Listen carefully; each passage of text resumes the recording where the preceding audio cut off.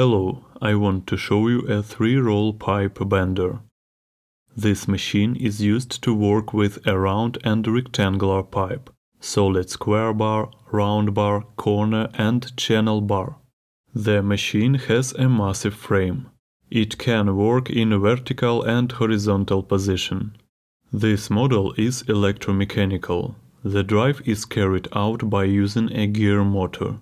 Engine power is 1.5 kilowatts. The gearbox rotates the rollers at speed of 9 revolutions per minute. This is the optimal mode for comfortable work. The top roller is moving with a screw. The nut is made of bronze.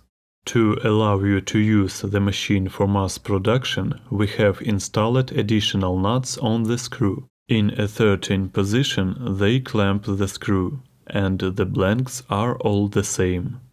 In our pipe bender I used hardened rollers. Movement is transmitted through gears, which are hardened also. All shafts have a roller bearings. They are able to withstand heavy loads. The machine has additional rollers for spiral rolling. They also serve to ensure that the part does not go away.